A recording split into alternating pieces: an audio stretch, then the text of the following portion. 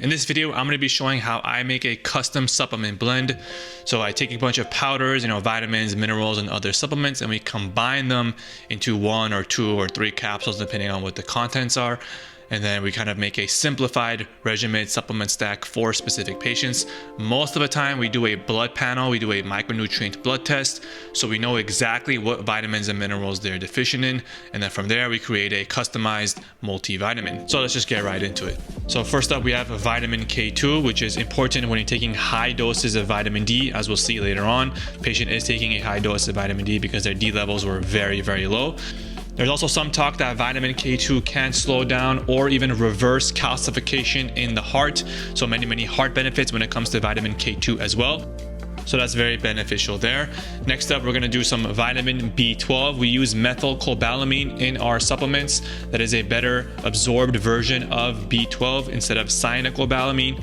So we use methylcobalamin as his levels were also low in his B12. So we want to supplement with, the dose here is 200 micrograms of B12, and this will all be taken daily. So we don't want to overdose on the B12, as that is also going to cause a lot of symptoms such as anxiety and nervousness and tingling, especially in the arms and legs. Now, next up we're using here is vitamin B1, which is thiamine, 25 milligrams, as their levels were also very, very low. Now, as you can see, I'm putting each ingredient in the jar separately, and then I'm kind of doing the mortar and pestle step, the trituration step, as it's coming together slowly, because I want to make sure that the powder is being distributed evenly. If there's some doses are higher than others, I don't want to take a very, very small amount of, B12 or vitamin K2 and then mix it with a huge dose of magnesium, which we'll see later on how much magnesium is actually being used, so that I'm getting, one uniform mixture and then kind of slowly adding in the higher and higher doses as time goes on, because I want to make sure that everything is distributed evenly and you're getting, equivalent amount of the dose in every single capsule. Now, that next one I just put in there was vitamin C, and the dose there was 500 milligrams because their vitamin C levels were basically non-existent. They were less than 0.1. It was basically undetectable on the test. And their iron levels were also low, as you'll see me adding iron in a little bit. This one right here is zinc glycinate because they have a little bit of immune problems, and their zinc was also on the border. So I put in 10 milligrams of zinc glycinate in their formulation. Now, vitamin C is very, very important for iron absorption. If you don't have adequate levels of vitamin C, then you won't be absorbing any of the iron you get from both diet or supplementation. You have to have vitamin C levels that are very, very good. They're optimized so that you're getting a good amount of iron and not just overloading on your iron, because that is much more dangerous. You don't want to take an excess amount of iron. That will cause many more problems than taking an excess amount of vitamin C. Vitamin C levels are usually very, very stable.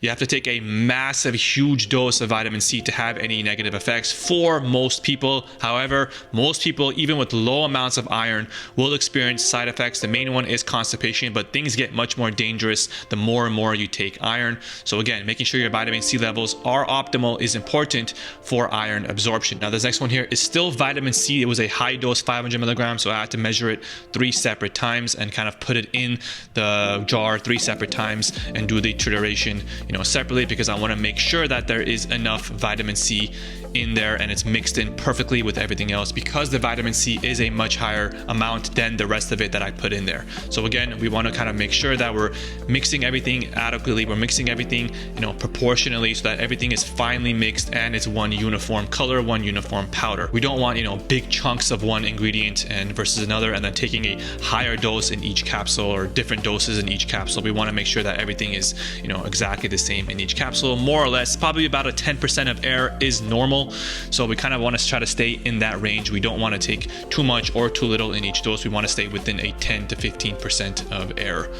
Now, the next one here is vitamin D. Now, as I told you before, there's a high dose of vitamin D, 5,000 units. That's because his level was basically non-existent as well. It was very, very low. I think it was around 18 nanograms per deciliter, which is very low for vitamin D. It should be up in the 60s or even 70s. That is a very low amount. So we do have a high dose of vitamin D here, 5,000 international units, taken with the 90 micrograms of K2 to make sure that no calcification is happening, or basically minimizing that calcification.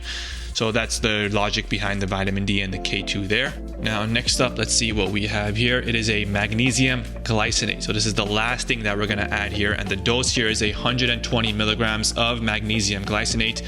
A lot of total magnesium is going to be in here. It's a big chunk. It's 60 grams total of powder.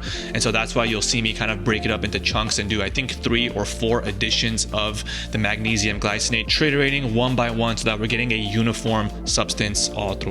Again, it's basically the same logic as I've been mentioning previously. We want to make sure that it's one uniform color, one uniform powder. Again, I'm going to measure the rest of the magnesium glycinate here. And, I'll kind of just skip through this section because it's kind of taking a little bit of time and it's not really useful. It's just the same thing over and over again.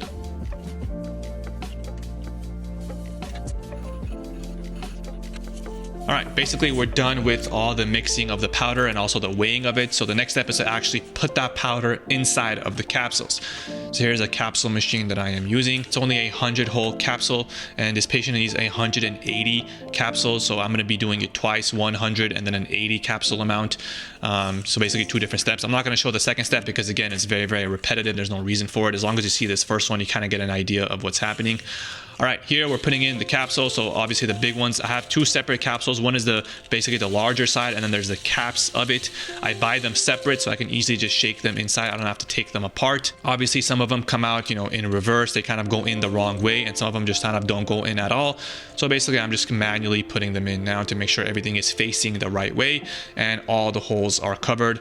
In this case, I need all 100 holes to be covered, but in the next one, like I said, once I have 100 capsules, I only need 80 more. So I'll make sure that those top 2 rows of the capsule machine are empty, and I'll usually put tape over it so that I don't lose any powder in between the empty holes.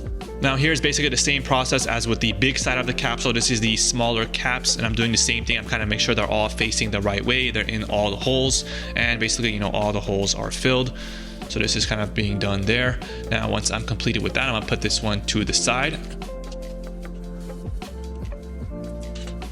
And here's the spill guard to make sure that no powder gets on, on the outsides. Everything remains in the capsule machine. So I'm putting a little bit in at a time, makes it a little bit easier. I don't have too much powder to work with. So I kind of put a little bit at a time, make sure those get into the capsules. And then I'll just add more and more powder as time goes on.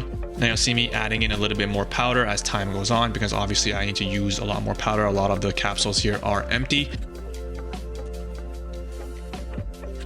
You also see me using a tamper, which is basically to push down the powder into the capsules, because right now, even though they look full, a lot of them, they are not going to be full. They're basically halfway at this point. So we have a little tamper guard, which you'll see in a little bit, and I will push down on the capsules or the powder that's in those capsules to make more room so that I can fill it with more powder. So that I'm kind of utilizing the entire capsule space, because that's something that we want to do. And here it is right there. So I'm pushing down to make sure that the powder goes into the capsule, and there you go. So now you can see that there's actually more space. So I'm going to add some more powder, and then we're going to do it again.